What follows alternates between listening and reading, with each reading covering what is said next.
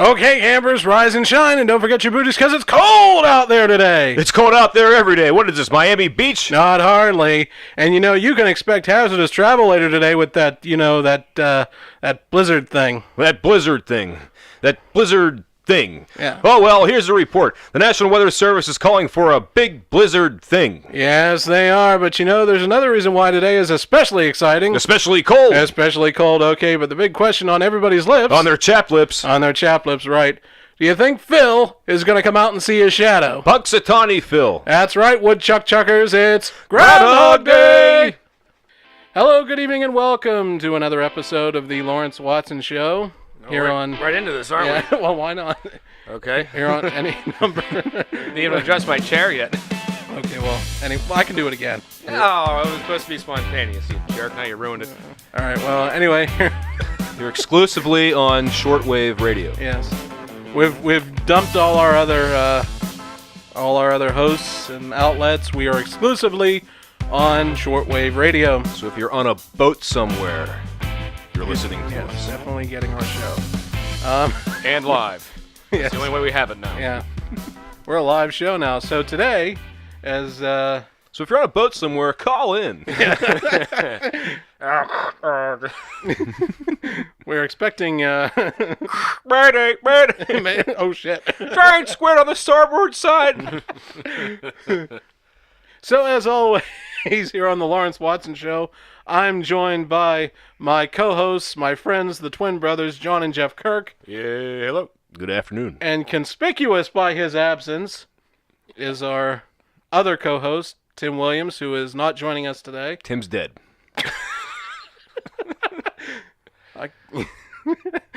We had a 20-minute tribute prepared, and you just go ahead and barrel in with that. Oh. Yeah. Was it supposed to be a surprise? Well, for the listener, it was. Yeah. We're supposed to take a moment, and it's very unfortunate on the Lawrence Watson Show we have to deliver this news in a very frowny-face, solemn tone. Tim had AIDS. God. But Tim's busy saving lives. And, yes, he's not dead. Yeah, he's not dead. Clarify that. Just wanted. Hopefully, nobody believes us because we're not trustworthy. I got some different information. But so Tim's off saving lives, learning how to save. Is he just working? Or is he in class today? Or No, he's working. Okay, so he is off saving lives as we speak. He not only is he working saving lives, but he's also taking classes on how to save more lives. Yes. Mm-hmm. So you can go and find more old ladies who fell in the bathroom and now they're covered in shit. Oh, God. Actually, Jeff, that doesn't really happen that much. Just the one time. I assume that's 99% of what paramedics do. Is pulling old ladies out of bathrooms that fell between the toilet and the sink. And they're stuck, so they press the button. The life alert. Yeah. And then they shit themselves. Oh, God. The paramedics come in and just start slipping on all this shit. Everybody's slipping around in old lady shit, which is especially watery. Especially watery. Thanks to their diet. Their diets of prunes and prune juice. Yes. They're stool softeners. And hot wings. Still softeners and hot wings. Well, they're not Carl from Aqua Teen Hunger Force, I guess. No, I'm gonna be fought in blood by the time this is over. Yes, that's right. I forgot the blood in the stool. Give me a pitcher of beer, 100 hot wings. Your Carl is almost exactly the same as your Joey Coco Diaz. No, Joey's is a bit, you have to do a bit lower. Let me tell you something, Joe Rogan. I don't give a Frenchman's fuck about what they say about me, you understand? But that's best I can do. They're very close. I don't know who that is. He's a comedian. You should listen to him. Nah. He's funny as hell. Nah. I think you'd like him, Jeff. Nah. Big fat fuck. There's a ton of comedians like that. But he doesn't do fat guy jokes. Not like John Panette. Lawrence, how many fat guy jokes did you do whenever you were telling jokes for a living? I avoided it at all costs, most. Oh, okay. All right. So Usually. You weren't that guy. You weren't typecast like John Panette. No. I didn't do any of that John Panette shit. But the thing is, though, as a big fat comedian, I feel like you would have to acknowledge it at some point. Oh, yeah, of course. Because, if you don't mention it, everybody in the audience is sitting there going, Who's this guy kidding? He's fat. Why isn't he saying anything about it? That's a good Why point. ain't he talking about being fat? God damn it! Does he think he's not fat? Somebody should tell him. Yeah, somebody should let us know. That actually did come into my routine one time. Does some guy heckle you? Hey, you big fat fuck! Say something about it. Do some fat jokes. I've heard you big fat fuck before. No. He hears it from me enough. Well, that's entirely a separate issue. So, I did actually do that bit you mentioned where it's like, oh well, yes, doesn't he realize he's fat? Well, yes, I acknowledge. Yes, I realize I'm fat. You don't have to keep telling me. I know. Right. Somehow he figured it out. Yes, Or you could have done the opposite and been John Panette, whose entire act, while funny, is pretty sure 100% about him being fat. It was more so about his love of food. it was a lot about the love of Yes, food which and- stems from which him, leads to him being leads fat. to him being really, really fat. But he was funny as hell. He was funny. Extremely funny. Get out of line! Get out of the line. It's McDonald's. What do you want? I can tell you, right to left to right. I know the menu. It's the late John Panette. Yes. Yes. He actually did. He died in Pittsburgh. Yes, he did. Mm-hmm. At the Sheridan yeah. Station Square. Yeah. It's haunted now. It's haunted by the ghost of John Panette. Get out of line! I can't eat anymore because I'm a ghost. The food just goes right through me. I'm never full. This is terrible. I think I found out what hell is. Well, as I'm sure you've figured out, folks, today is Groundhog Day, and By the time that you hear it, it won't be. yeah, I was going to say, as I took a drink, by the time you hear this, it won't be Groundhog Day anymore. But We're coming to you. We began recording at 5 in the morning. Yeah. So we can live react to the groundhog seeing his shadow. Yeah, so but we've the got problem is none of us cared. yeah. Just so we there decided to wasn't have it at much 1 of a p.m. reaction. So every year, Laura and I have a tradition where we watch Groundhog Day. Do they give a shit about Groundhog Day in Australia? No, Do they have their own no. Koala Day? There are Yeah. other Groundhog Days. Did you know this? There Yeah, isn't there just are. the Punxsutawney Phil one. There's one in New York, in fact. There's one in Ohio, I Yeah. think. Bunch of imposters. It's not the real one. Everybody knows this is the. I know, this ours is, is the ours main is one. the real The one. big dance. Yeah. Now, my wife, who is a rube, got up early this morning to watch the stupid show while I slept. Because I'm not getting up to watch You're not a that mark, garbage. Jeff. You know, a coworker of mine actually tried to host a party at his house. But it's on at Why? When is it on? It's like 6 o'clock in It the was morning. like 7 in the morning. I How do think you have they- a- 7 in the morning? You're going to have a party? Yeah. Well, if you advertise beer and pancakes to enough people, or tequila sunrises, or whatever your morning alcoholic beverage is for Mimosas. you booze hounds out there, somebody's going to come to it. So I don't know. I'll have to follow up on Ask whether or him how not he that got any party guests went. or not. But So that was supposed to be today. Yeah.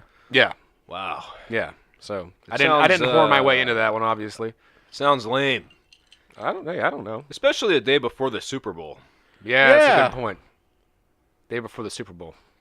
Yeah, the Super Bowl. That's the big party. Yeah. That is the big party that no one's having. 'Cause Yeah. I bailed. I still feel Yeah. like we should watch the Super Bowl together. It's become something of a tradition. All right, we'll do that. We'll figure something out. Yeah. Yeah. We'll just go to Tim's house. He doesn't have a TV. Listen on the radio the way God intended. Go down to the bar and watch the still frames. Watch the highlights at 11. But yeah, Laura and I, every year we watch the movie Groundhog Day, starring Bill Murray, directed by Harold Ramis, the late Harold Ramis. And as I'm sure you are aware, that is a great movie. And If you haven't seen it, go. yeah, if you go haven't seen it, watch go see it. The best part though is That it's filmed nowhere near Punxsutawney. yeah, no, Somewhere in it was Ohio, in Chicago. Because I had been to Punxsutawney. Was it? I thought it was Illinois. Yeah, it was Illinois. When it was Oh, filmed I'm in thinking like something else. I think they call it Winnetka, Illinois. Most of it. They did do some exterior shots of Pittsburgh, and that's about it. Now, Yeah. If you want to watch a great Bill Murray movie that was filmed in Pennsylvania, not that far from here. Kingpin. Kingpin, Beaver County. Ernie, Big Herb McCracken. That's right. Anyway, back to Groundhog. Back to back Groundhog to Day. Groundhog Yeah, I have been to Punxsutawney myself and had to actually drive through town proper on a work assignment. And I'm like, this doesn't look familiar at all. Where's the TikTok cafe? In Illinois. Where's the kid falling out of the tree? Where's the lady who What do you gives say? piano lessons? What do you say? You have never thanked me. So I think it was last year, the year before, we went to see the stupid Groundhog when they brought it to The Penn Brewery. the Penn Brewery. Oh wow. Yeah. Yeah, it was dumb. Yeah, he was sleeping. And then once again, that was Well, my it is. wife, who is a rube. It was her idea. Hey, we all went. We just didn't stand in the same line that you guys did. We went and found the beer. Right. That was what you should have done. I happily did not go to this function. Oh, you didn't miss anything. You didn't miss it. Although we did end up at Neil's house afterwards for a much better... They pulled out the rat. I talked to it. The rat talks back. Although I wonder how you get onto the Groundhog committee. How do you do that? Someone has to die. Because she was talking about this morning. Okay, someone There's has a- to die. There's a new guy who I assume is just a guy who's taking the hipster thing way too far, wearing his top hat and coattails, and said, "Hey, you know what? I look like these gobblers, knob gobblers. These gobblers, knob gobblers." So I'm gonna go wear my hat, my coattails, and my stupid beard. Stupid. I don't know. I never had an opportunity to wear a top hat before, so maybe that'd be a good gig to have. Yeah, but you gotta get up early once a year. That sucks. I get up early every You goddamn know, they day. probably have rehearsal too. Yeah, Groundhog sure. rehearsal. They have Groundhog rehearsal. It's probably a big And you booze gotta go fest. do public appearances at the Penn Brewery. Again, it's probably a big booze fest. Well, it So is. on the one hand, it's not what's the that bad a problem? gig. So you get to get hammered in a top But hat. I don't think you get to get hammered. Oh. You're working. You're not really working. You're kind of working. Got to make sure the gotta rat pull a little doesn't rat out. escape from the cage. Yeah. So you have one guy on rat If duty. it does escape, you just go get another one. They're everywhere. So we lost our 15th fill. So There's wanna one. go out there in the woods there and go get the next one there. I got three. I think you might be accurate with that. I think Yeah. that's about how many Punxsutawney fills there's been. Yeah. So like I think what that's the tradition for the youngest guys. He has to go out in the woods and He's look one for the next fill. to catch the new groundhog because you can't shoot it. Yeah. That's the initiation. Yeah. That's how you get in. I think. It's like the classic snipe hunt. Except groundhogs do exist, and you do have to get one. Otherwise or you else can't be in a fucking ruin club. You ruin Groundhog Day. Yeah. Just imagine if the stump was empty. Or they pulled a stuffed one out. And they all look at the new guy. Hey, Hey, Bill. what the hell happened last night? We told you to get a new groundhog. I couldn't find one. I couldn't find a new I almost groundhog. had one, but he got away. And I couldn't find another one. Because it's February and they're hibernating. I saw like 6 that were dead on the side of the road. I figured guys didn't want any of them. See, I'm thinking one year when they can't find a groundhog, they'll pull a puppet out that looks like Joey Gladstone's on Full House. Oh, God. Yeah, I'm Punxsutawney Phil. 6 more weeks of winter. Oh, I don't see any shadows around here. oh, God. Back to Dave Coulier. That was my Dave Coulier doing Punxsutawney Phil impression. Do your Dave Coulier doing every other voice. Hey, this is Dave Coulier doing stupid voices. Well, blow me down. Yeah, of course. You have to get the obligatory Popeye one in there for Dave Coulier. He did, too. He did Popeye and Bullwinkle. Glad we're Yeah. talking about Full House again. Well, no, we were just talking about Dave Coulier. Yeah, well, guess who steered us into that direction? You. Yeah, exactly. Yeah. You did. Only because... Never mind. I don't even want to get onto this. So, If you want this to be a Full House podcast, I'm No, willing I to don't. do that. I'm not going to be happy about it, No, but I do have to say one thing about Full House because it relates to Dave Coulier. I remember watching Full House a long time ago, and it was one where they were watching an old tape of Danny Tanner in college doing his, like, whatever sports college show he did okay. for the college TV station, I guess. And then he brings on his friend Joey Gladstone and says, "Now, Joey does the best Bullwinkle on campus." When I went to college, no one was doing Bullwinkle impressions. I was doing them. Oh, you were? Yeah, didn't you come see me at the coffee house? Then you must have, by default, been the best. I did 40 minutes of Bullwinkle. it's an accomplishment, I'll tell you. Those are the easiest impressions, too. The poster had Cal Hughes leading Bullwinkle impressionist. Cal U's #1 Bullwinkle impressionist. Did That you was get your me. picture in the yearbook with the Bullwinkle Club? Yeah, it's just me with my hands on top of my head with my hands out like this. You with your idol Dave Coulier? Yeah. Yeah. One of the honors of my lifetime. Yeah, at least some girl didn't constantly run around asking you, do that Scooby-Doo impression, do that Scooby-Doo impression, do that Scooby-Doo impression, because Did that I heard happen that to you? constantly. Anybody can do Scooby-Doo. I didn't know Yeah, I you know. did Scooby-Doo. Do it now! I don't think I can do it now anymore. Do it. If you want to ride home, you have to do it. Do that Scooby-Doo impression. I don't want to do the Come Scooby-Doo. on! Do the laugh. The Scooby-Doo laugh. Ah, you That did it. stinks. The problem is I can't really do it anymore. See, no one ever does Fred. But Hey, the, gang. But the Scooby-Doo gang. impression's easy because you don't have to actually come up with anything to say. All you gotta do is go, Ruby, Ruby, Roo. And everyone goes, What? That's great. There you go. Was that so hard? I have to lean into it, you know. I'm not a puppet. I do not perform on demand. Well, I think we got Like Zoic Scooby. Groundhog Day out of the way. Yeah. Actually, no, I did have a question about Groundhog yeah, what? Day. Oh. Lawrence, with your This better be good. wealth of knowledge of movie goings on as far as the background shit goes, Yeah. it is my understanding that Bill Murray and Harold Ramis had a big falling out They did, yeah. as a result of them making Groundhog Day. Do you have no idea what that was about? Bill Murray didn't appreciate the direction that Harold Ramis wanted to take the movie in. Yeah. It was. I don't know specifically That's essentially what it was. They disagreed over. what directions. They disagreed over. I think it was like really something really petty, like how long. Yeah, you're right. It was like how long. Yeah. I think Harold Ramis had a more bleaker Yeah. version of the film, and Bill Well, Murray wanted it to be more funny. Well, the movie did have its dark periods, but I think Of that's course. part of what makes it great. That is what because makes it great. Is him coming out of it. Yeah, that's what makes it a good movie. Because you have he- your conflict. You Yeah. can't have a good movie without some conflict. course. Right. And it can't just be yucks, This for is 2 hours. screenwriting 101, guys. And we're not going to yell at you about formatting here. That's in string What, writing. what if that was what they were? They had a falling Yeah. out over. Bill Murray looked at the script and said, "Your formatting is atrocious, Harold."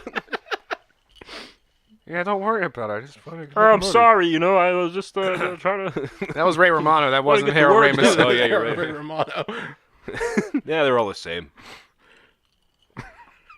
But yeah, it was like a really Harold Ramis is Ray Romano without the accent. I collect spores, molds, and fungus. Like spores, molds, and fungus. That stinks. That stinks. That stinks. I'm not going to do it anymore. Okay, so now that we've got that out of the way, but yeah, it was they like didn't speak for years after that. yeah, though. not until I think like 6 months before Harold Ramis died. And Bill Murray's like, hey, sorry you feel Yeah, so bad. And part of the problem too was Murray was going through a divorce at the time, Oh. and he wasn't in the best of moods most of the Is shoot. that why he spends the entire movie being a jerk? Except Yeah. for the very end? Yeah. Because in real life he was a jerk. Oh well, they called him the Murricane. He was throughout most of his early career, he was nothing but a huge dick. Well, he did piss a lot of people off when he was on Saturday Night Live. Yeah.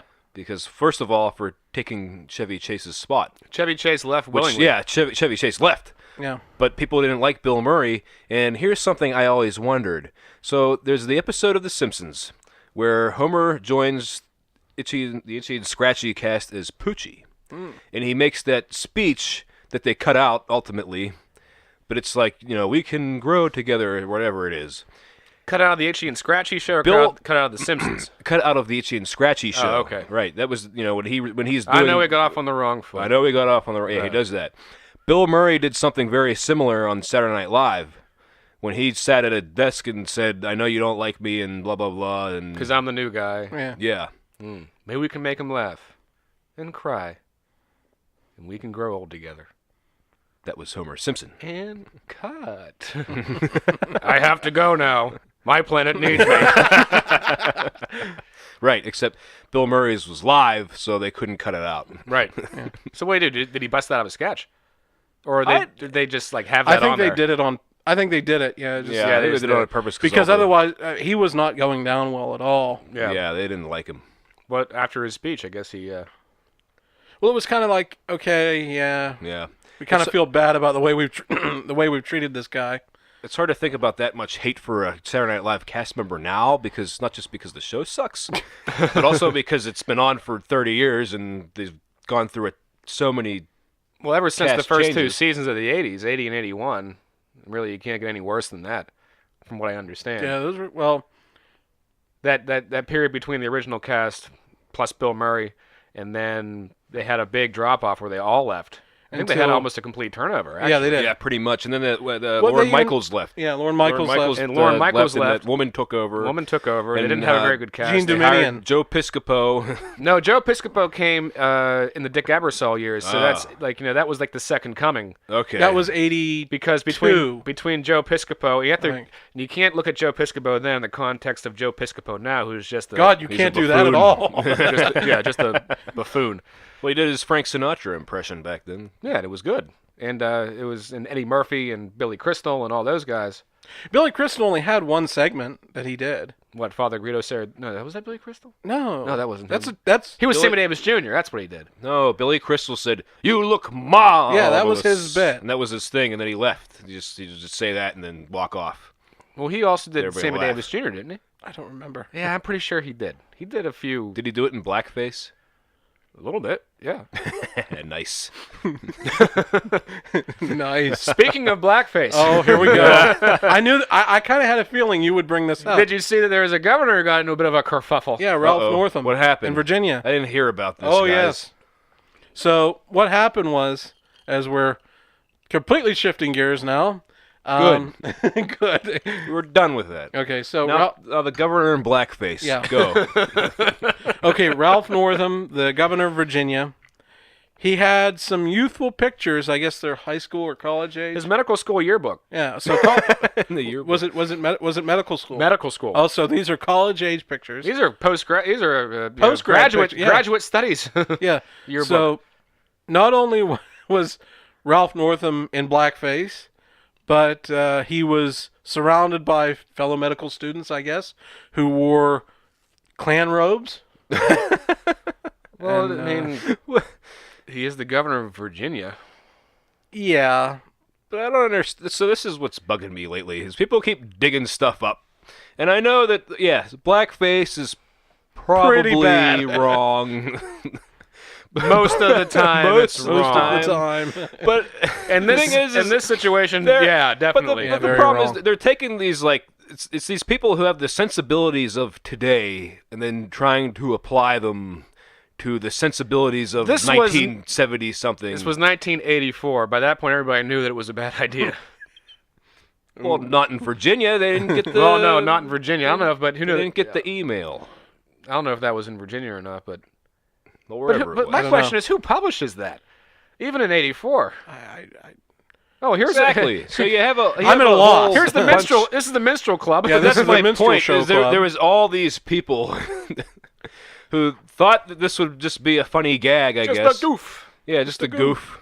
You know, and if everyone, even to the person that published it, the people that read it, apparently, I'm guessing no one wrote letters and said, "Hey, you can't have people in blackface and people in Klan robes in No, your of pictures," course not. because no one even heard about it until now. Yeah. Well, yeah, I guess. But it's also a medical school yearbook for a bunch of mostly rich white people that don't give a shit. That's Right. true. But the funny thing was, when I heard about it, my original reaction was, really, Ralph Northam, that square? You know? I couldn't imagine that. You know, I could see Roy Moore doing it, for example. Well, anyone can see Roy Moore doing Well, it it because was that guy's Ro- a degenerate and in Alabama. Yeah. Was Roy Moore the guy that He was the one that got banned. 14-year-old? Yeah, he got banned Yeah. from the mall. He got banned from the mall for being a pedo. he got banned from the mall. He got banned from the mall. Hey, in the 80s, that was a big deal. So he was going to the mall and trying to pick up the 14-year-old Yeah, girls, he was yeah. he was a district attorney hanging out at the mall trying to pick up 14-year-old girls. Right, all right. I have to not do that. And at the he mall almost anymore. won. And he almost won. That's Yeah. right. Which shows you what kind of shit they have on the shelf in Alabama. I mean, I guess the one good thing we could say was that he didn't win. Right.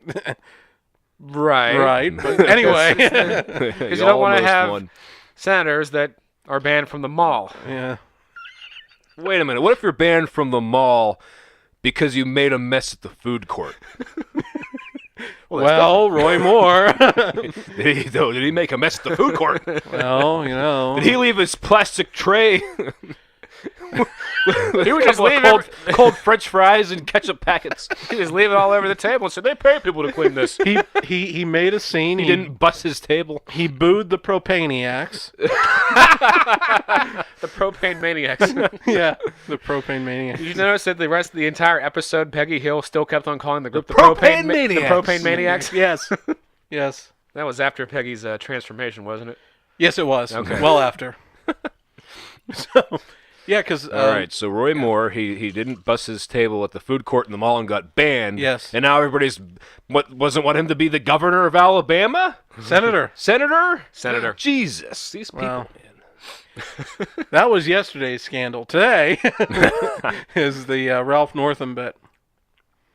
So I don't know, man. Well, I mean, how do you not resign at this point? Wait, is Ralph Northam, is he allowed at the mall? Yeah, Yeah. as far as we Okay. can tell. So Just he cleans not- up after himself. Yes. Right, but he's not allowed to go to the mall When in he- He's very blackface. tight. When he gets his Sbarro's pizza slice. Do they have Sbarro's there in the South? I don't know. Spars is everywhere, man. Okay, well, I don't know. I thought maybe they had Godfather, for example, you know? Is that a mall chain pizza joint? I don't know, not here. Did you make it up? No, that's the Herman Cain one. Oh, Herman Cain. He got in a few kerfuffles, too. What Yeah, did a Herman few. Cain do? Sexually harassed pretty much everyone that worked for him. Oh. Yeah. Well, I mean, they work for you. Come on, so- why don't you date me? And now, No. You're fired. and now I believe that he's being considered for a spot on the Federal Reserve Board, so. Well, there's the thing. That's another thing that's been going on. Yeah. Because Donald Trump is picking his Federal Reserve chairman based on whether they're going to raise or lower interest rates. And he wants them to stay low so the stock market stays high. But if 1929 has taught us anything, is that you have to raise interest rate when the economy is good so things don't become unsustainable. Mm-hmm. But if the stock market goes down a bit, he's like, oh, that's me. I already took credit for it going up a little bit. That's why he had the Twitter posts. So it was like last year, he's like, Dow made it to 25,000. And then, once again, this Fake news doesn't even talk last- about it. No, last month. Dow made it to 25,000. Because it went down. Yeah, it went down. And then it went yeah. back up. And, hey, we did it. What did Lewis Black say about it? It's like, the stock market goes up, it goes down, it goes up, it goes down. Nobody knows why the fuck it happens. And I should know, because I Took economics. But they taught that class at 8 in the morning. And there's only so much you can learn out of one bloodshot eye. Yeah, so, I went to school for finance. I don't know shit. Yeah, high finance. Finance. High Why aren't you a Highfalutin fancy finance. businessman? That's right. I'm a big businessman. Drinking your Stonies. My Stodies. The official beer of fancy businessmen. I should be drinking a Pilsner Urquell. the official beer of the Lawrence Watson Show. Pilsner Urquell was the official beer of our victories at Trivia Night. That's right. Back in the Guilds days. Get the big fancy glass. I wonder if they still have that going. We should make a comeback. Hey, Fred I could wouldn't join the allow it. trivia team. I'd be good at it. Fred would kick us out. No, he wouldn't. That's true. He wouldn't. I don't know why I said that. Yeah, we never pissed them off. He pissed us off. Well, it wasn't even necessarily him. I guess it was just everything, the whole situation. No, he did piss us off. I remember. He pissed us off The directly. Tuffet technicality. The Tuffet gate. Tuffet Tuffet gate. Gate. Okay, for our listeners out there who have no clue what's going on right now, All right, yeah. This please is a- explain Tuffet Gate to them. All right, well, before Lawrence joined us for our weekly soiree at the Weenie Hut Juniors, we used to go to trivia night, pretty much in that same neighborhood. And we used to kick ass. We used to kick ass. But there was another team that also kicked ass, Right. and they were friends of the bar, Oh yeah. friends of the ownership. But I we see. would trade wins every week, and There was also that table of nerds. That table of They nerds. occasionally would win. the table of nerds. Yeah, those nerds. Nerds. Nerds! I can't remember the name of their team, but they were a bunch of nerds. It was 2 guys and 2 girls. Girls obviously overweight. One of the guys was overweight. I don't remember the tables of nerds. You don't remember these people? No. You don't remember a bunch of fat broads wandering around? Wasn't a room in the place to wander around. But anyhow, the friends of the bar, a team called the Bookworms. And What'd you guys call your team, by the way? Don's Loaded Cannon. Hold on, I have to interject here because All I right. had a great name for our team. All right, so this is right around the Jerry Sandusky thing was going Oh, on. yeah. Good times. And Fred, the owner of the bar who also ran trivia, he was a big Penn State guy. Ooh. And it was the beginning, it was like, game 1 of the new season of trivia. And I said we should submit our team with the name Jerry's Kids. And, I refuse to write it and down. John vetoed it. And somehow I have that much power. I don't. Neither one of them just took the form and there was wrote also it down. the fear of like being banned from trivia forever, Right. because that's the kind of guy Fred. I could see that happening. Well, it was a very inappropriate joke, and he'd be like, get out. It's a very hilarious joke. It is It's a very hilarious, joke inappropriate joke. for So what? us. So I didn't want to. Maybe not for a Penn State fan, though, probably. I didn't want to just. The thing is, Fred would not find it hilarious. Our team name was already in reference to local news anchor Don Cannon, who always was a drunk. Who was a drunk. So Don's Loaded Cannon. And anyhow, the Tuffet Gate. Yes. Getting back to our Back to original Tuffet story. Gate. Right. So it was getting towards the end of the season, and so we're jockeying for first place. And the last round, which was you could always double, one round your points, and it was I'll begin this nursery rhyme, and you give me the next sentence. So that's an easy, just we're gonna get perfect score on this because they're all really easy. Little Miss Muffet. So I wrote, sat on her tuffet. No problem. We got all 10. The bookworms got all 10, except we lost because actually it sat on a tuffet. Sat on a tuffet. So I gave it to the bookworms. Oh, fuck you. We left after that. We quit going. It was bullshit. Clearly. Well, the next week we came back, and then I show up a half hour early to get a spot, and there are no spots to be had because it used to be teams of like 4 to 6. Then it became teams of like 12 to 14. And it's I know. That pissed me off. And there was one team that would win. They started winning because they had like 30 people. So they have all these people that know different shit. So, of course, more brains to draw from. Oh, yeah. Pick 4 of them, and they suck. Yeah, pick any 4 of them, yeah. And so you couldn't get a seat. I went a half hour early just to get a seat, and then she goes, "Hey, Fred, he didn't call ahead." At this point, I was insulted. Right, like we hadn't been there for the previous, at least a year. Year and a half? Year and a half. Something like that? Call ahead after And having been a regular. Not only that, what would happen at the end of trivia is everybody would leave. Everybody The whole would place leave. would just clear out, and we would stay. We would close the place down. Every time. Regardless, if we won, we used to Yeah. get free drinks. And And we we'd would. always celebrate with the Pilsner Urkel. Right, but then we would buy another beer, Yeah, we would hang around and patronize the establishment. Right, and tip well. And tip generously, because we would be like, "Oh, I guess you're trying to get it." "Oh, no, you guys are fine. Oh, you Those are guys the kind of guys fine." you are, I know, we were there for so long that we had to lift our feet up while they were sweeping the floor. That's true. That is absolutely true. They didn't care. They liked us because we're nice people. Yeah, We're yeah. friendly and Yeah. engaging. And we even waited very patiently one night oh God, while Fred... this might be the highlight of the whole experience. Even God. though it was they hang shit on me for telling bad stories, shit. but One night, one of the members of our crew asked Fred, "What did you do before you owned the bar? how did you come to own the bar? How did did you you end up come owning the to bar?" own the Right, bar? and that was about a 40-minute story.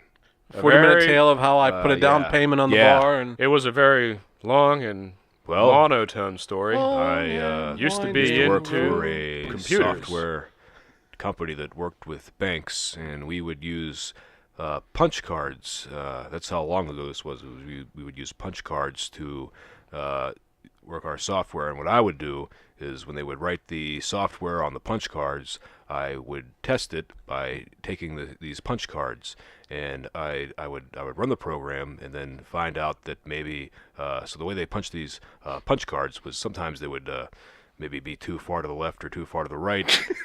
So I would take them back and I would give them to the people that made the punch cards, and so they would fix them. Maybe they need to move the holes over or whatever they needed to do. to fix the punch cards the program would run. So then they would give me the punch cards back, and I would run them back through the machine, and I would see, okay, now it's working, and I can tell them that the program is working now. And so we would do this a lot with checks. The check machines back in those days, they would run checks through a series of rollers, and sometimes we would see that the amount was misplaced, maybe too far to left or right, misaligned. So I would go through and we would check these out and test them, and then we would give the checks back and say that the amount needs to be moved over. And I was wondering when you're going to stop. How long you would go? Unfortunately, that was only it was about 1%. That was a Fred story. That wasn't even an exaggeration. So imagine like having to feign listening politely without laughing. Well, none of that laughing because you're just like, oh god, here we go. Why couldn't he just say I did software for a bank and then blah blah blah on the bar? How hard is that? Why do you have to explain the minute details of his stupid, boring job? And once we switched over to the electronic system, we got a lot of older, especially ladies, who would keep track of their checkbooks, and they would come in with their check registers and say that the amount is off, and we would tell boring. Well, I remember I was sitting there, I had my head in my hands, and Fred goes, he pauses his story briefly and said, "You look tired." I'm just like, oh, it's late. Getting late. Getting late, man. I got to be up in the morning for work. Because Fred was always a nice guy. Yeah, Fred wasn't a bad guy. Other than the Tuffet incident, I really have no quarrel with him whatsoever. He had always been friendly. He had always been, welcoming. Good guy. He just had the Tuffet incident and the 45-minute how I came to own the bar story. And that was it. That was all. And yeah. But, so, long story short, make a Too long late. story short, long story short. Well, Now we're at the Winnie Hut Long Juniors. story short, I Killed used him. a system of punch cards. Now, the thing about the punch cards is that they're not all made by the same manufacturer. And sometimes... John's not exaggerating. This isn't. This isn't even close to the exactly- actual story. The actual story was more of that. More a of lot that. more Oh, of boy. that. So for those of you who are still listening to us after that, Hey, wake up! wake up, God damn it! Yeah, we toughed it out. Yeah. We toughed it out, so we actually have a recording of that story. Well, actually, I wish we did. I'd listen to it every night. would it be better or not as good as a Bob Ross episode? No, Bob Ross I love listening to. Because See, Bob Ross is pleasant. Bob Ross isn't And just, not boring. But Bob Ross isn't just pleasant and not boring. He gives you information. That's true. You know, like He does. especially like I enjoy. I haven't done one in a while. It's something John and I need to do soon. But We got to make plans for that. we have done some Bob Ross paintings. There's one right behind us. Yes, that's true. I can see it. painted that using the Bob Ross techniques. All right, we're going to put this out with the episode. How about that? But my point is that when you're listening, if you're watching the show and you've done these paintings before, you're really listening for what he's saying because you're getting information from him. Yeah. About how to do the technique. Right. The Bill Alexander technique. Or if you don't, Vet on vet painting, and now we struck the mighty but if you don't give a mountain. shit about painting, you can still find it relaxing. Now we must make the almighty decision of where the mountain goes. The almighty decision. The almighty My mountain. dad, my Maybe you dad's put retired the- now. He watches Bob Ross every day. He will make time to sit down and watch Bob, and then he takes a nap. My dad has never been a nap guy.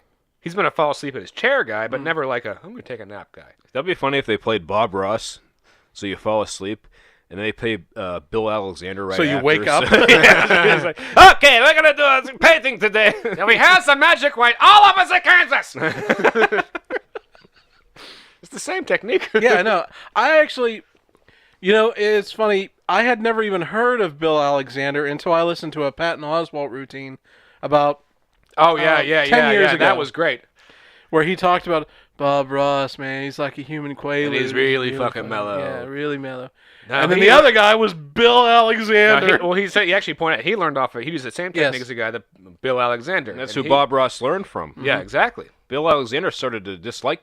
They didn't like Bob Ross after a while because Bob Ross was More famous. he was He more was more popular. famous, and Bill Alexander kind of said he acts like he invented the technique. Well, Bob Ross in his very first episode said, "I have to give all credit to Bill Alexander for this because he became a disciple of Bill Alexander. Then Right. he got his own show doing But one of the big things that Bob Ross did that Bill Alexander didn't do, or maybe Marketing. I don't know, yeah, not just marketing, but like he would have people go to different places and Yeah, and yeah. teach people. Well, he would do it himself. He was too. and himself. Yeah, he would also do it. And he would have his son.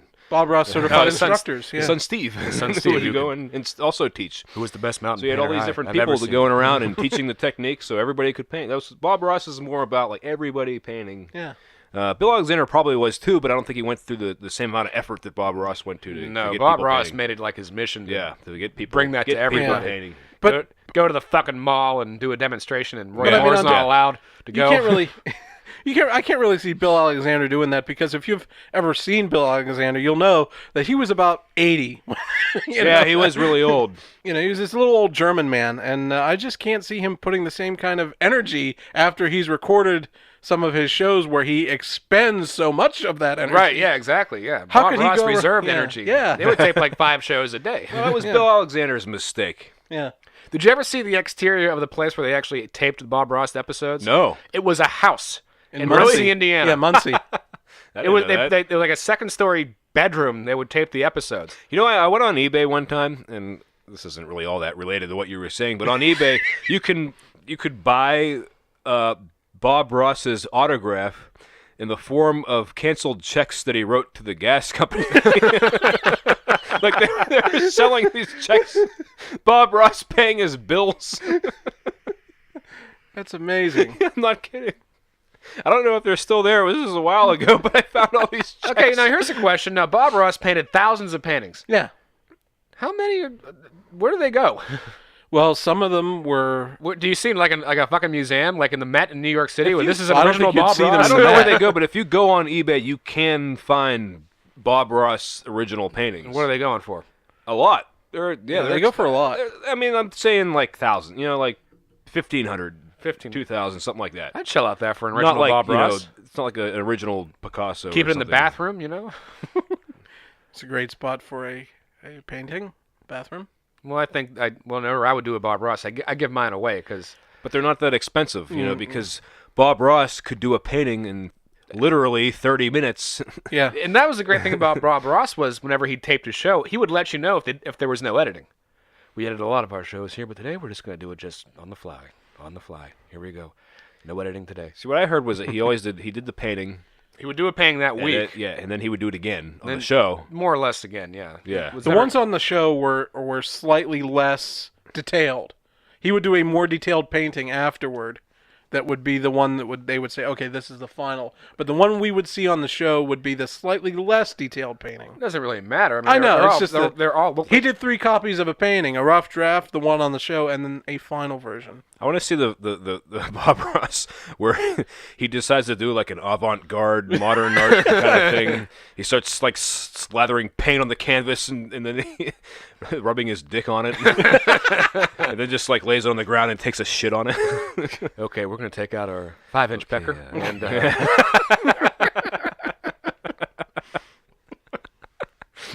Oh God, I think We're just gonna lay that painting right down on the ground there and take a big old dump on it. we're gonna undo our belt now. Now I've been eating a lot of corn and peanuts, so I've. Write that down. Avant-garde Bob Ross. hey, we need to let's stick that one Yeah, write that down. in our receptors. Hey, don't sell our fucking idea either. Yeah. You heard it here first, folks. Avant-garde In Bob fact, Ross. in fact, edit that out so no one gets to know about that. I probably will. So we'll surprise the listeners. Now I'm gonna start masturbating now to because we want to build up a nice big load to put on that to finish it all off. Now, I'm just thinking about the mountains of Alaska that I'd seen when I was out there, and boy, were those just beautiful mountains. Oh, I love seeing the sun coming down behind it, and the sun rises, and you just see those big goddamn mountains. Oh, fuck. Let me tell you about my first wife. So I think this might be a good time for a short commercial break. We have been talking for several hours now, but to you folks, it's only been about 40 minutes. So. That's a goddamn lie, you know it. Yeah, I know. Deborah. You go to here, go to boy. Go to my cigarettes in my car, then go to back here. Oh, okay. Let's Jimmy, take a what's your- break. I yeah, have let's- to make pee-pee sprinkles. Yes. So, while Jeff makes pee-pee sprinkles, we'll be right back after this. This episode of the Lawrence Watson Show is brought to you by Lamps.com. Hey, folks. If you're anything like me, you hate sitting around in the dark. I can't tell you how many nights I've spent trying to read by candlelight just to pass the time before bed. Sure, I could have gone down to any houseware store and waited in the long lines and paid the ridiculous retail markup, but I knew there had to be a better way. That's how I discovered Lamps.com. Lamps.com is a one-stop shop for all your household lighting needs. Whether you're running electric, kerosene, or whale oil, Lamps.com has you covered. Guys, just last week I came home from a long trip into town to trade some tanned hides for cured tobacco to sell to a nearby tribe of Indians. All I wanted to do was get out of my buckskins, stoke my fire, grab a bowl of salt pork stew, and write a letter to my brother who is out west to prospect. So I pump up my lantern, strike a match, and wouldn't you know it, my lantern mantle was spent. I was furious, but then I remembered. That morning, I'd given some hardtack to a young courier who I'd passed on the trail down the mountain. So I went back out to look around, and hanging from my wrought iron door handle was the same leather pouch I saw strapped to his mule.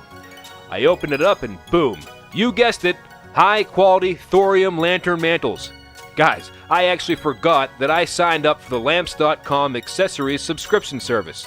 And it's not just for mantles. You can also get slow-burning cotton tube wicks and durable carbon filament vacuum bulbs sent right to your door at the interval of your choosing.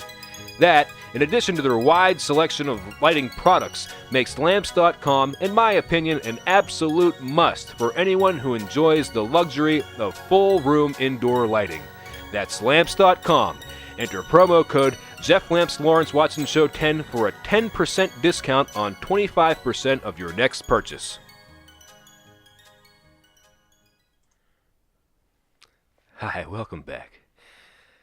Now to start our second half of the show, we're going to pull out a dry, clean 5-inch pecker, and we're going to go ahead and dip that into a little bit of the Prussian blue, and we're just going to rub that all around on the canvas and sort of put in some indications of a nice big old sky.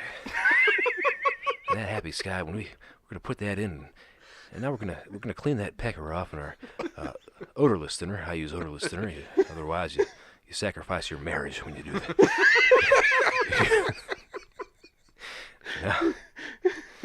And now we're gonna take that 5-inch pecker and we're gonna start. We're just gonna give it a few strokes, and as we give those few strokes, we're gonna make those bristles nice and stiff.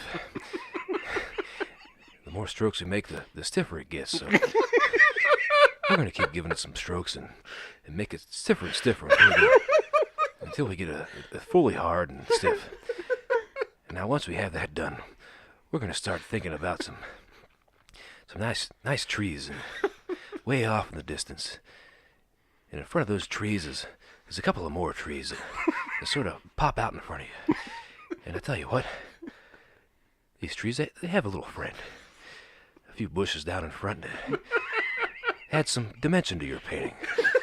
You don't want to just slap some trees on that canvas. You want to put some dimension in there to bring it all to life. And we're going to keep stroking that 5-inch pecker until we get a nice release on the canvas. And that's going to finish it all. And we're gonna rub that in there and put a nice little signature on it. and we're going to call that a finished painting. That was brilliant. And we're back. We're fully back now. Oh, shit. That was great. It really was. And we're back. Yeah, And we're back. for real this time. Okay. Hey, guys. Tomorrow is the Super Bowl. Yeah, that's right. Of course, by the time you folks hear it, it won't be. You'll know who won. You'll know who won. Right. Even though Right. we don't at the As moment. of now, we don't know who won because it hasn't happened yet. Yeah. All right, I got it right here. Rams 38, Patriots 20. You heard it right here first, dude. I fucking called it. That's a weird score. It is a weird It score. was a very weird score. Yeah, maybe 35-17. No. I'm looking forward to this one. I'm going 35-17 since I Who? just said that. Who? Doesn't matter. Okay. But Just 35-17. 35-17. I'm not predicting the winner, just the score. I always found that like humorous. I don't fall for that one. like guys that predict scores. And They're always so confident, too. like why? Why? I told you about the guy. My work employs a cleaning service that is staffed by disabled people, People who Mentally. aren't all there. mentally disabled, and they often talk to they'll talk to me when I'm walking out, and there's one guy who is always asking me if the Steelers are going to win, and I can't even say something like So I think this is a few games before the end of the season, and he says, "Think the Steelers will beat Cincinnati?" That was the end of the season. Okay, no, that wasn't Cincinnati. It was New England?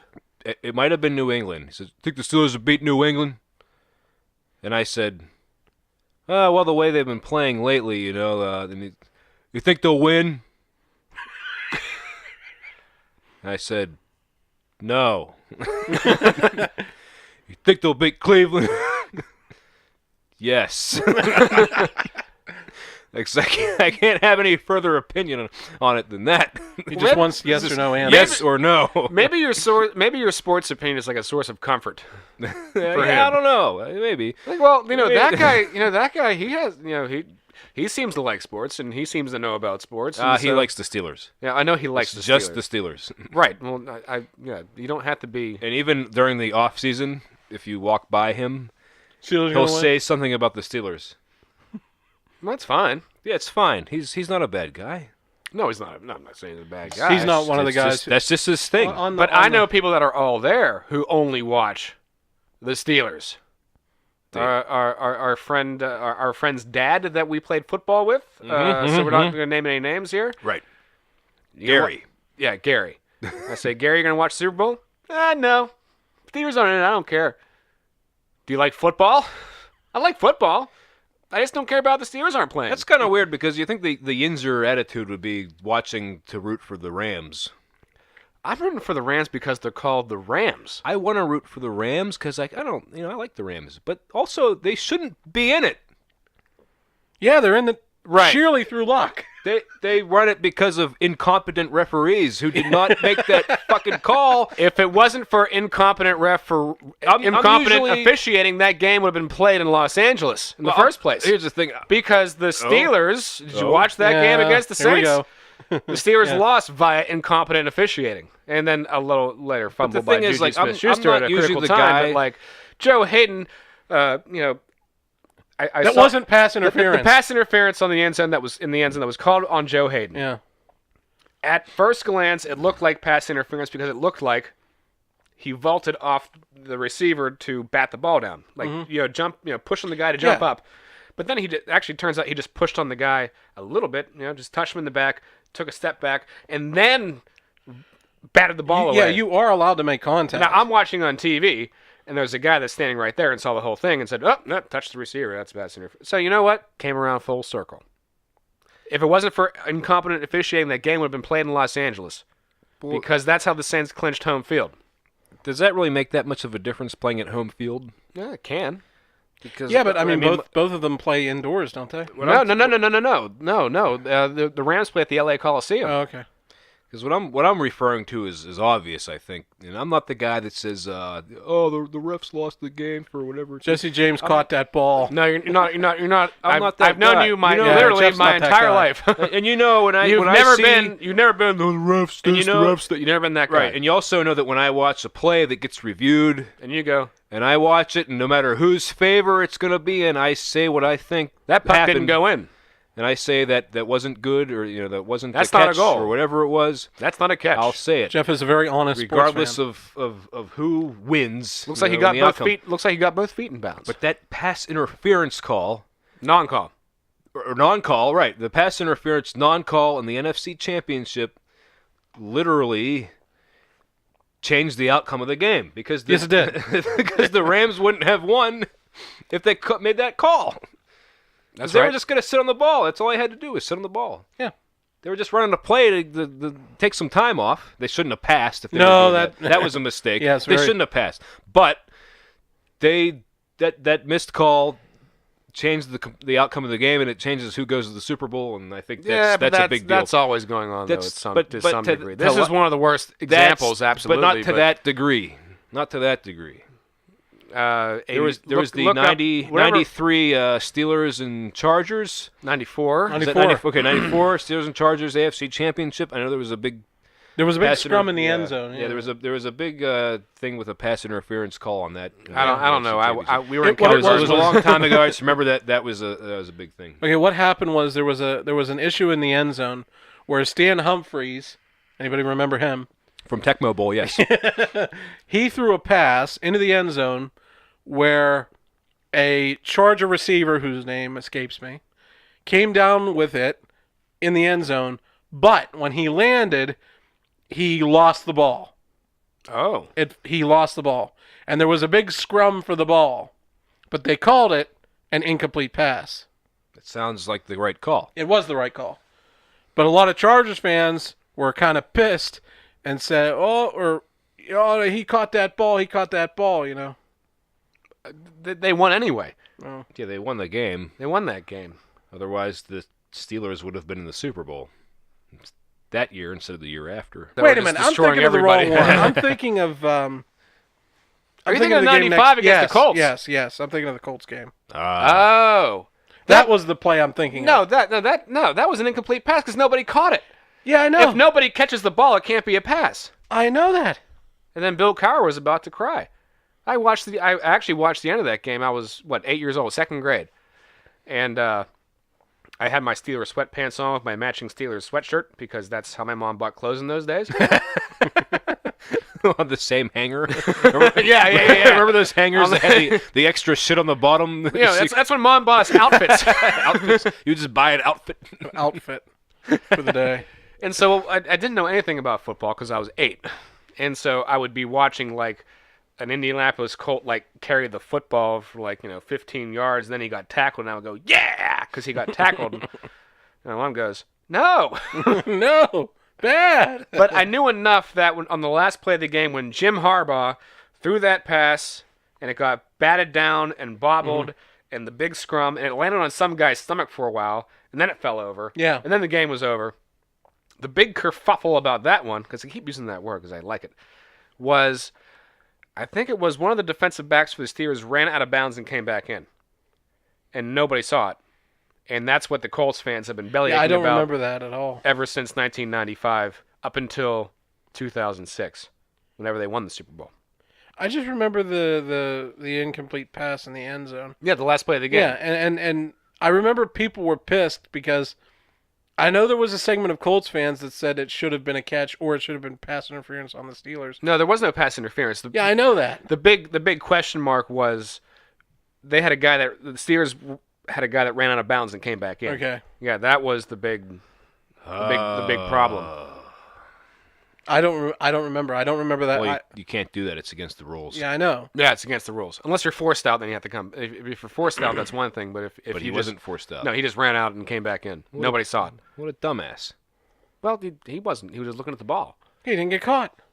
and didn't get caught, and didn't affect the play one iota. Was he even in on the play at the end? Everybody was on the play at the end, really, if you think about it. Yeah, that's true. And the ball just kind of, the guy fell down, the ball landed on his gut, He's like, "We're looking at my gut for." You're looking at my gut. We're looking at my gut. I saw you. You were looking at my gut. The AFC Championship's all I have, Ricky. The dirty burger and the AFC Championship's all I have. And the ball fell off his gut, and then the game was over, and Bill Cowher just about cried. My mom goes, "I think he's about to cry." The hell's going on up there? Kelsey. Yeah, you know, the wife, stamping she's around. up there. She's walking around and what the hell she's doing. She's watching her Dance Moms, you know. She doesn't watch Dance Moms, but she does watch some equally garbage television. Oh, you want to talk about wives and garbage television? Here's a new one that my wife has watched. Oh, no. MTV's X on the Beach. What God. What is that? It's a collection of Sounds males terrible. and females, and they all used to fuck. Ooh. That sounds interesting. Wait. It's exactly the same as every other one because Is it like Survivor, only they're all exes and they... No, it's not even Survivor. They have it's more like Jersey Shore where they have this nice house on the beach and and they all used to fuck. You know what my favorite MTV reality show was? What was that? Next? Made. Because it was always... There were so many episodes where it was the kid who wanted to be popular in high school, but he was a dork. So what they would do was they would give him hip-hop dancing lessons. And frosted and frosted Right. hair tips. Yeah. But it was always the hip-hop dancing lessons. That makes you cool. Yeah. If you start dancing. No, I watched a maid one time with a chick, a nerdy chick who was in marching band. Now, you and I were in marching band. Right. And so we Well, can... if you want to be cool, then quit the fucking marching band. Exactly. Well, she wanted to be an athlete, but she was also of the mind because, and we've experienced this with some people, Okay. because even though we were in marching band, we enjoyed it, but we weren't fucking morons. Where she says, "I think marching band's actually harder than football," and we've heard that before. Because it isn't. You knew where I was going before I even finished the sentence. It's not. Aside from, I'm not even talking about just the physical part of it. So, like, in marching band, you have to remember 3 songs for your halftime show. You might got to remember your pregame show. A couple of years, we had to do 2 shows. You got to remember where Big to go. goddamn deal. We did it. We remember the music, all that shit. For football, you have to remember, like, a To hit people. shitload of plays. Well, you have Yeah. to remember a shitload of plays. Right. Well, Memorize it. what they did was they got this chick to play basketball, which is a very low contact sport, and she could not fucking hang. So Really? go back to the marching band. Basketball? Toots. What do you mean, like, Basketball. just because she was bad at basketball? She was bad at everything besides playing a goddamn clarinet. Oh, shit. And yeah, Was she even good at that? I don't noticed a know. lot of. Remember when we were in high school? A lot of the people that love band the most people were the that worst loved musicians. bands were actually terrible musicians. They couldn't play their damn instruments. Oh, man, I should have joined band. we, I could've we fit had right one. in. We had one guy who loved band the most and was actually the best at his musician. That was Gary's kid. Oh, right. Yeah. Yeah. He was a fantastic player of his instrument. Yes. Player of his... And to not divulge too much information, that instrument was the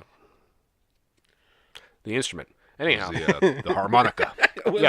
he was lead he was harmonica 1, first chair. First chair harmonica in the marching band. He can go "Wah, wah, wah, wah, wah," all the time. Woke up this morning. Wah, wah, wah. Mama told me at the age of 5. I get Your dad's gonna fuck you. Long story short, that individual's teaching music somewhere. Somewhere. Anyway. Oh. We're going with somewhere out there or somewhere over the rainbow. I don't know. I just heard somewhere in my head. And...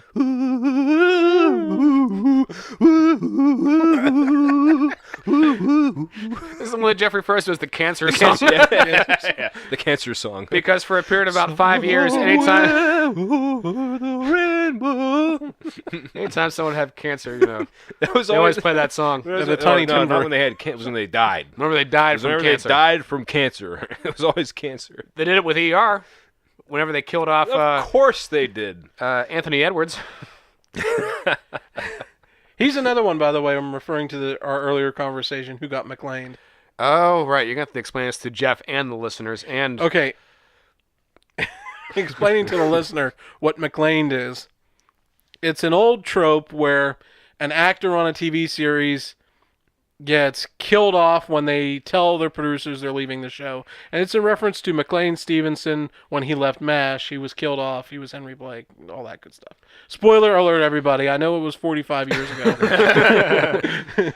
Right, so actually, give a little bit of background, because McLean Stevenson, what you told me on the way over here, didn't know that his character was being killed off. He did not. He didn't? No. He left the show, but he didn't know his character was being killed off because they wrote it that he was just going to fly back home to Illinois. Yeah. So what did he care? He was leaving the show. Well, here's the thing: is when the whole idea was that he was on, he was going to say goodbye to everybody, and he leaves, right?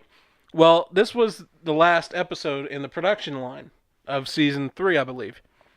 So afterward, you wrap and have a big cast party. Everybody has a good time in that, at the end of every season. Well, so McLean Stevenson was waiting around on set for the cast party. He had, you only had one more scene to film, and they filmed in order. Yeah. So when Radar comes running in and announces, Henry Blake's plane was shot down over the Sea of Japan. It spun in. There were no survivors. And somebody drops an instrument or whatever. Yeah. The cast had been told that they're gonna get the news that Henry's back in Bloomington, Illinois, safe and sound. No, we come to find out he's died. Well, McLean Stevenson was standing just off camera. But Radar knew. Well, yeah, Radar knew, and So they told everybody, but they told Radar. They gave Radar the real script. Radar knew, and Alan Alda knew. And that's it. But he comes running, and Stevenson is standing off in the corner, and he is just gobsmacked at this. He had thought, well, I'm leaving the show, but hey, if things don't work out for me, He wanted to have a I can fallback. come back.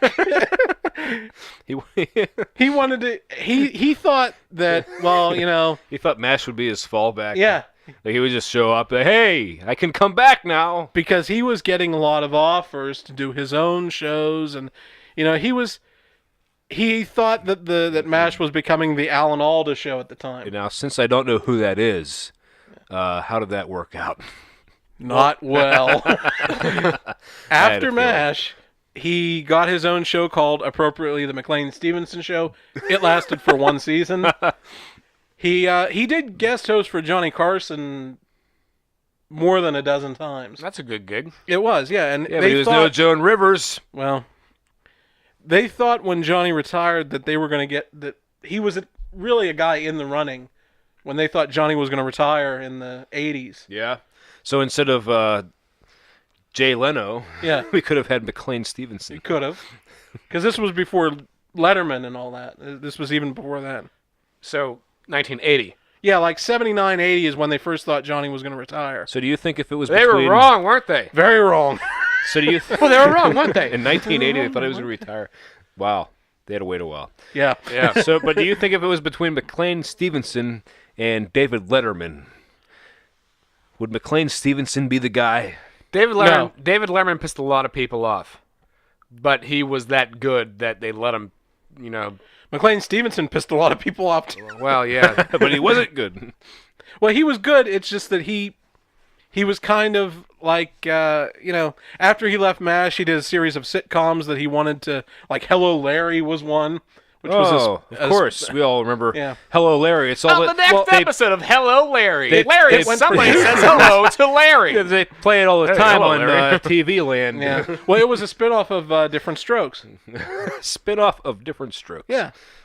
I don't even like Different Strokes. I've Well. seen it. I don't like it. It's not that good. Yeah, it's not that good. It's not that good. But anyway, Oh, When, I get it. but anyway, McLeaning is what they did to Catchphrase. Anthony Edwards. He informed them he was leaving the show, so because they were annoyed with his decision, they killed him off. Right, but it doesn't count if you actually participate in your own kill-off. Well, Anthony Edwards would act the scenes of him dying. Well, yeah, but that's kind of... then you go, I'm dying. No, but no, sort of. It was like, the night before the cancer song played. And I remember this episode. I was watching ER with Mom.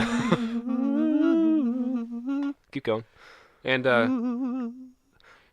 he had this big, he just laying there dying in some beach house because he might as well die somewhere nice. Yeah, why not? And he's talking to his daughter. He's like, "Oh, don't cry for me. And then hold on, stop for a second. Oh, sorry. Cue ukulele. Ding ding ding ding ding ding ding ding ding ding ding ding ding ding.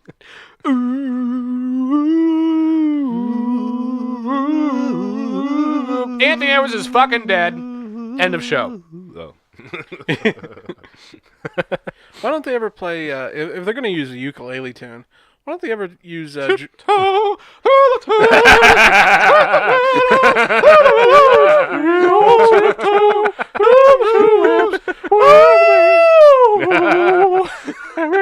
know what I had that was great? I made my a couple of years ago. I made a Christmas music mix for Christmas Eve. You remember? You had Tiny Tim on there, I had didn't you? Tiny Tim, Rudolph the Red-Nosed Reindeer, See, I was going to say something nice, and you ruined it, John. All right. What did you want to say? No, actually, all I was going to say was the one ukulele tune I thought would be good to go to was Dara Dune by George Harrison. That's a nice ukulele That tune. was never released, was it? Well, I mean, it's on YouTube. It's on the Beatles anthology whenever they're all the three of them that are still alive. Yeah. You know what they should have used for Anthony Edwards dying instead of the Somewhere Over the Rainbow? Talk to me, Goose! Goose! No, they should have used whatever Steve Martin in The Jerk when he's playing the ukulele on the beach. That's kind of a nice Oh, song. it's, Tonight You Belong to Me. Is that what it is? Yeah, he wrote that song. Maybe that would Wait, work. Steve Martin wrote that. Maybe Yes, that he would did. work. Steve Martin wrote that Steve song. Martin wrote that song. Because that rings with the sound of an old standard. Steve Martin wrote the song. He wrote this song. Yes, he did. That is like my dream, is to be able to write with a little bit of help, because I'm not very good, an old standard. And I have an idea for one. It was based on a dream that I had not that long ago. I was about to pick you up, and I took a nap before I left the house. I ended up having a dream where I walked into a tribute to Jim Henson. Oh, yeah, you told me about this. And there was this beautiful, like, you know, because sometimes whenever you have a dream, the music that you hear is better than everything you ever heard, ever, and then you can never remember it. Yeah, I know. But there was like these swelling strings and like a stand-up bass just walking, just doom, doom, doom, you know, and we were going. My job was to play piano with this orchestra, and I can't play piano very well, let alone read music. And the song we were about to play was called "Maybe the Best Is True" because it was one of Jim's favorites. That song doesn't exist, Yeah. so I think it's my job to have to write it. Maybe the best is true. Well, I Everybody, maybe. come with a little bit, you know. Maybe the best is true. Ding-a-ding-a-ding. That was my Bert. When it comes to life and love, I always expect the worst, but I never expected you. So maybe the best is true. Something like that. Don't steal it, Maybe audience. the best is true. I don't know what I was trying to do there. I thought I was Ernie, but it didn't come out that Maybe way. the best is true, Bird. Hey, Bert. Hey, Bert. Maybe the best is true. Ernie, maybe the best is true. Maybe the best is... What the hell are you trying to do? I was trying to We're do Grover, two but my voice roommates. cracked. Are we adults or children? I don't know. You're my best buddy, Bert. Hey, Bird. We sleep why in do you always separate drink so much, beds, Bert? but only on the show. Hey, Bird. Why do you always drink so much, Bert? Some poor bastard got killed down at Mr. Hooper's store. This is how you do Grover, right? Yeah. Hey, Charlie, I got another. Charlie! all right. Okay, enough. we've alienated the audience. Oh, no, not the audience that's seen the Grover in the restaurant I love sketches. I love Those are them. my favorite Oh, Sesame they're Street bits of all hilarious. time. They were still funny. It was always Charlie back in the kitchen. Yeah. Waiter! Hey, Charlie! Waiter! There's a fly in my soup! Hey, Charlie! Charlie! Oh, my God. Oh, the board is clipping like a madman. Yes, it is. I'm going to have to lower some of this. Oh, yeah. Yeah, but overall, it's still funny. All right, bring it down. Bring it Yeah. down. Bring it down. You know what's funny is a sketch like that, wouldn't it teach children that it's appropriate to sit in a restaurant and go, waiter! Waiter! I don't know, Teach children to was be kinda rude to just the funny. help. I know, that's the thing. 'Cause Yeah, that's the problem with children's television nowadays. Yeah, no. If I could go on a rant here. No, wait a It's the second. children's television nowadays is all about teaching lessons. So Yeah, But, Caillou's a great what lesson happened teacher. to the comedy? That's what I want to know. That was strictly for comedy. Because Exactly, it was strictly for comedy. We didn't grow up thinking that it was okay to be rude to waiters, I know. I don't Yeah. sit there yelling at waiters in restaurants. I always thought snapping that, your fingers. I grew up watching Hey, Grover hey. on Sesame Street with, Yeah. the blue guy. yeah, the blue guy. That was like blue his, guy, waiter, and that was fine. But I saw it, and I always don't thought do he was, that in real life. But normally, normally it wasn't like an issue like a fly. Normally, it was just some minor thing, some minor infraction to start with. Like it's slightly too cold, like a Gordon Ramsay complaint. This is probably a reason why this guy is always going to the restaurant by himself. Yeah. Why is he always going to the same restaurant every? He always has. No, a he's bad always experience. different ones. Remember, he just Oh. always happens to find Grover. Oh, that's right. Because there's one where it's a Mexican Yeah. restaurant. Yeah, Grover just keeps getting bounced Oh around. no, you work here too. So the real problem is Grover. He's Yeah. just a There's terrible always a Charlie waiter. in the back. Yeah, always a Charlie. Grover and Charlie just keep getting fired, and they go and work at the same place. Well, I mean, if you look at it, Charlie is a terrible cook. I found a new job for us. I don't know how we got on in this, but It's at the El Paso Mexican restaurant. We were talking about the Super Bowl, remember? yeah, we were. But who cares? Oh shit! This is way off from the Super Bowl. That's all right. We all know who we want to win, but what do you actually want to see? Because I want to see like a high-flying, like 1,000-point ball game tomorrow. Might as well. I mean, But the problem is you have two offenses, and everyone goes, "Oh, it's going to be a high-flying," and then it ends up being like 13-12. Yeah. well, our podcasting colleague Bill Burr, our colleague, who is we're our colleagues, our, we're peers. our peer and equal, Bill Burr. Peer and equal. He Which I just borrowed my last line from, actually. Oh, well, he said that And he he's doesn't right. he's not a big fan of the new NFL where they're not allowed to play defense, and I kind of agree with him on that. They're really restricting the defense and what they can do with. I mean, aside from the NFC Championship, but calling pass interference. all Let the it damn go, time. man. Let it go. Did Yeah. you have money on the game or something? but I understand his point. Now, I would point out there is a positive There is a positive here. because lately there have been higher scoring games. Oh yes. There a Like lot more that. and a lot more passing, which I like watching. I like watching more passing. But the big positive is that there have been a lot more close games. That's true. It's especially when you look at the NFC and AFC championships, first time ever that two playoff games in a week have gone On the same day, went into overtime. in overtime, let alone the NFC and AFC championship. Yeah, it's true. That is true. And so true. I It's guess a the fact. manufacturing drama here. But that's more fun. It's more fun to watch a close game. But one thing I'm looking forward to is the LA Rams have a defensive end, Aaron Donald. Aaron Donald, yeah. who's an played for absolute Pitt. monster who played at Pitt. And I remember him playing at Pitt because I like Pitt. I like watching Pitt. You're a Pitt I would fan? probably be more geeked of Pitt winning a national championship, which is never going to happen in my lifetime. No, never. Which at this point I'm waiting for. And well, nonetheless, to see if he can actually get to Tom Brady. Oh, that might be so sad. But no one ever does. They never do. They never do. They never get to Tom Brady. It's weird because I would like to see Tom Brady just get sacked so fucking bad. Well, he just goes down anytime anyone touches Yeah, him. he does. But That's why he's playing at 40. And then they call a penalty and make a new rule. Yeah. That's what, Don't touch Tom Brady. Make That's a new rule. Every time he gets sacked, they make a new rule. Every time something happens to him, they make a new rule, like the tuck rule. You can't touch the quarterback when he has a number on his jersey. You can't touch the quarterback if he's wearing the number 12 and plays for New England. Oh, that's very specific, isn't it? Yes. You can't graze the quarterback's left knee as he is fading back in the shotgun formation Oh my God. In the shotgun. while, only while in the wearing a shotgun. helmet. While wearing a helmet.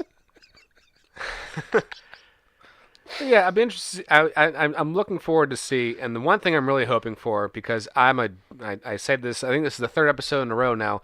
I am a uniform guy. I like the visuals of sports. and I want to see. I'm really hoping for. I don't know what the situation is or how it's going to turn out, but I want to see the Rams in the old school, royal blue and clarion gold. The yellow with the big fucking yellow and the white nameplates, and that's such a slick fucking look. The yellow pants. But it's probably Are not they gonna the happen. away or the home team this year? I don't know. You know what New England fans would call you? A queer, you fucking queer. Oh, you like the uniforms? You queer.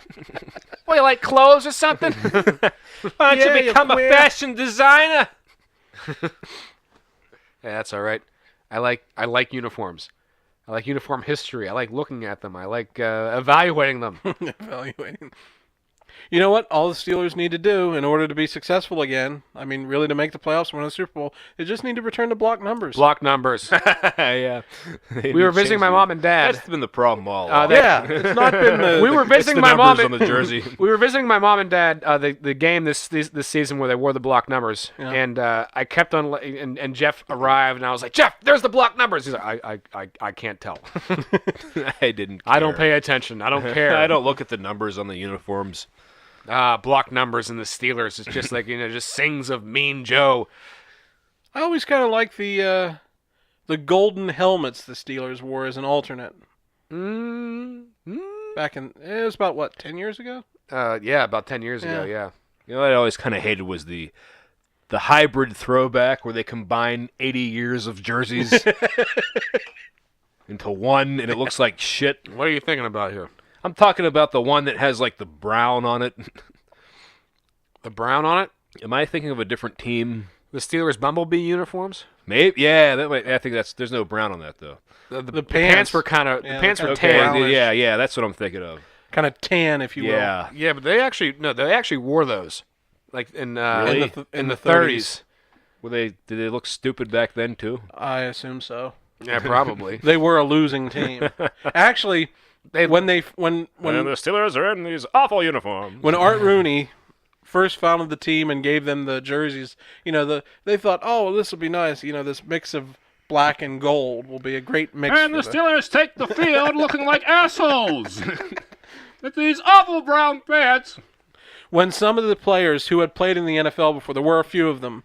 I can't tell which player is which because the uniforms are so bad the numbers are indecipherable. One of the experienced players actually compared it to a prison uniform. Yeah, it was kind of like Hamburglar, Yeah, almost, with the black and yellow. yeah. And yeah, those were They were hideous. they were hideous. The But I don't know. Steelers look like the hamburger, which will not exist for another 60 years. That's another question. When did the Hamburglar come into existence? Probably like 1989. Probably. Yeah. I grew up. And Grimace and Birdie and the Fry Kids and Mayor McCheese. I know, and then they got rid of all of them. Except Grimace. I don't They know kept why they kept Grimace. That one. Yeah. Well, because he was weird. Hey, Ronald. Hey, Ronald, it's me. He was You're kinda like Mr. the- Snuffleupagus. That's what I was just thinking. He was like the Snuffleupagus. he was- I was he just was going to say that. The No, Snuffleupagus was always depressed. So is Grimace. His name is goddamn Grimace. Yeah, he was just Yeah. kind of just goofy. Just go, hey, Ronald, what are we doing today?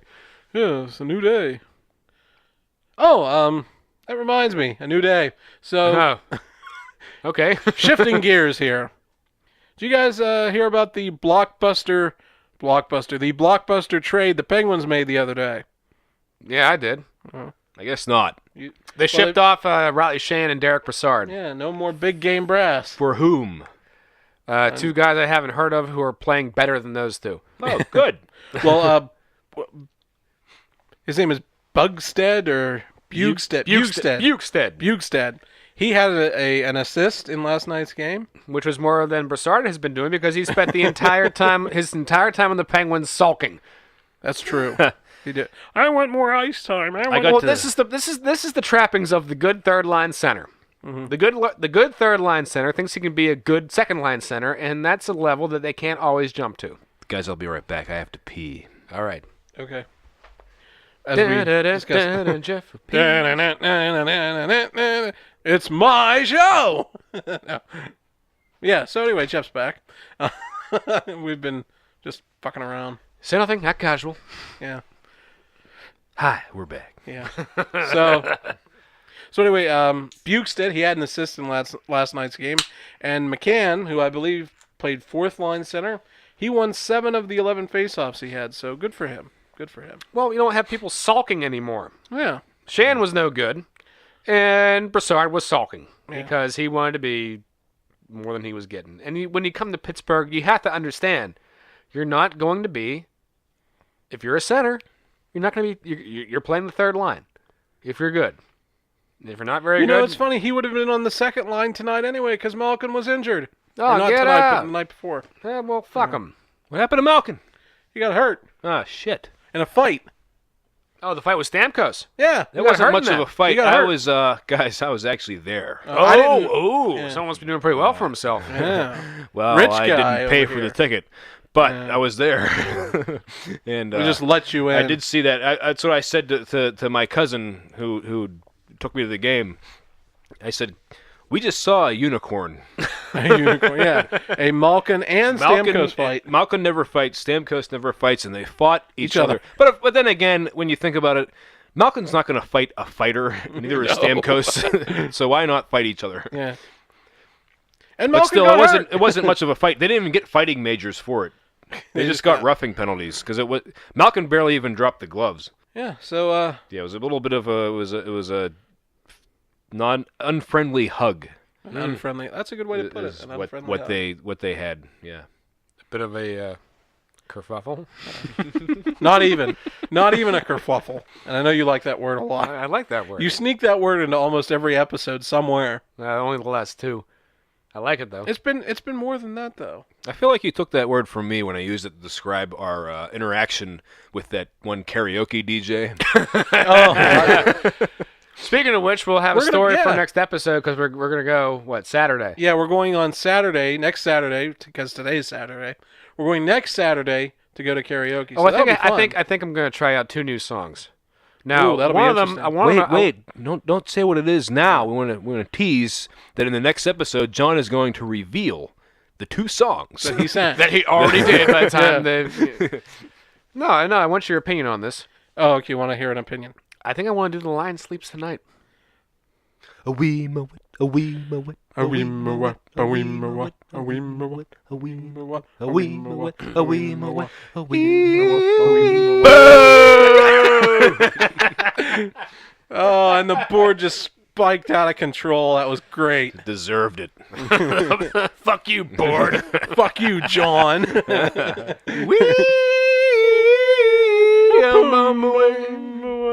Pumba? What? What we're doing? Oh, No. What was the second one?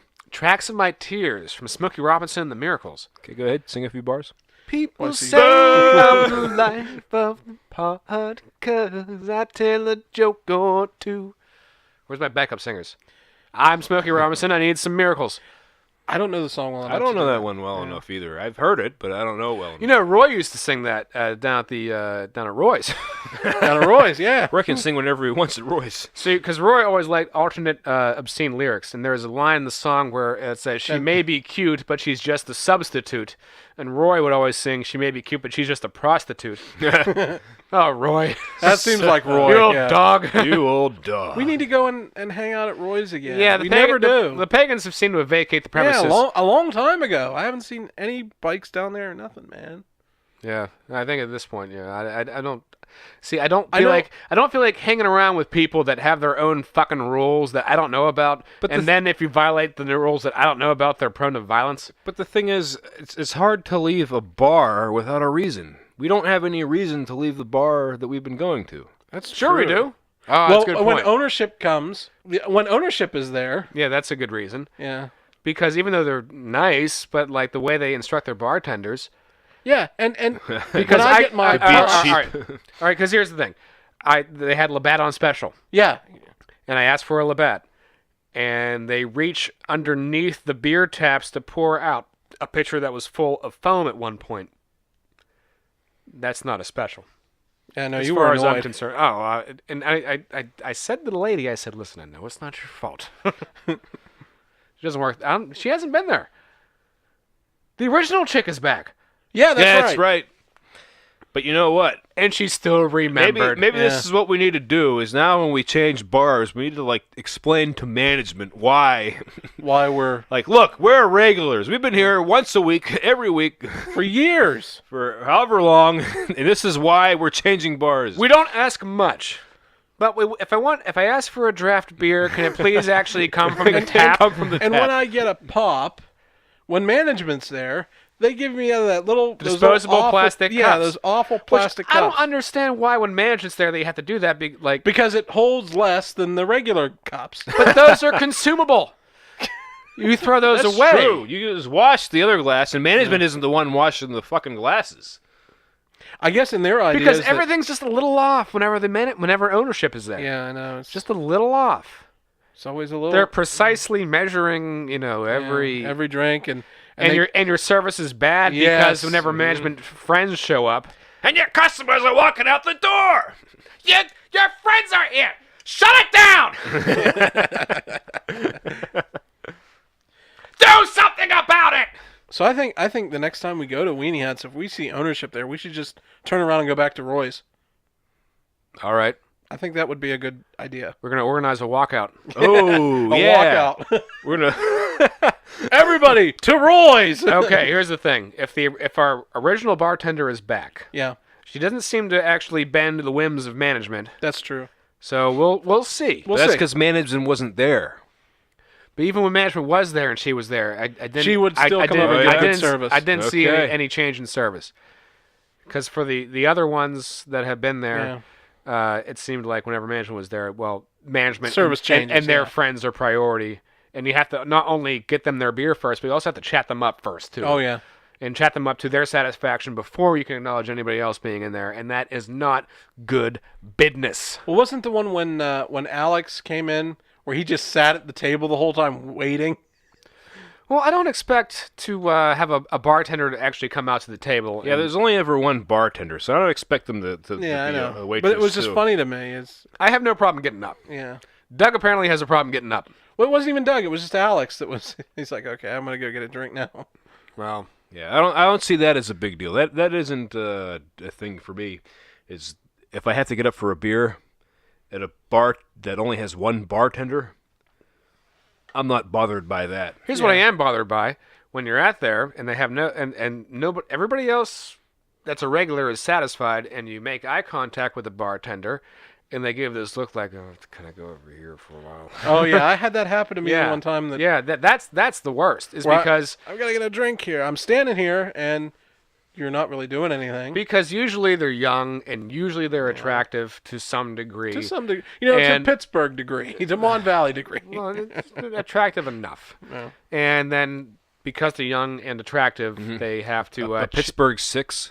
they have to Pittsburgh And LA 6. too. They have to chat up whatever bartender's friends have showed up and give them their Coors Light, and then not only give them the Coors Light, hang out for a while. Yeah. And that to me is just appalling. Yeah. Even if the management's friends is being served first, I understand that it's not good business, but people do that, and then to stand there and hang out, going, "Yeah, you're interesting," and then come over and see a And regular, service your regulars. not a polite and generously tipping regular. Yes. Very generous, listeners. I'm John's awesome. a very generous tipper. A whole $1. A whole $1.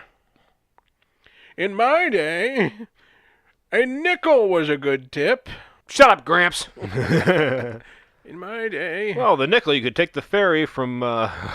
you could take the streetcar or the from street- Liberty You could buy a news- Avenue you could buy a all paper the way up to Grandview. You could buy a paper and the news beer and a steak and kidney pie. That's- and still have enough left over to ride the trolley from the From- battery park to the polo grounds. That's right. That's what I was... I watched that one. I watched that one today. Oh. Before I left the house, I watched that one. I had a little bit of time to kill. Don't poo-poo a nickel. No boo boo nickel, Lisa. Well, I think we've fooled around long enough, haven't we? Just beat me to it. Ah! I was about to go, It's my show now. well, we fooled around long enough. I think we've had some laughs. We've had some fun. All right. Well, all right. So we fooled around long enough, folks. I think we're going to fool around a little more after we finish. But Coming up after this, Colin Powell's going to come in here and update you on the bombing. I think so. So, Shit. Donald Rumsfeld will be here also. oh boy, we're just getting all kinds of Republican. Yeah, so stay tuned. Stay tuned for. Because it'll be next show. Yeah. Donald Rumsfeld and Colin Powell. Stay tuned for the Lawrence Watson Smile Time Variety Hour. Jimmy Carter will also be here. Hated a baby. Anyway, so yeah, we've definitely fooled around long enough. So for John, for Jeff, unfortunately not for Timmy, I'm Lawrence saying so long, everyone. Bye bye.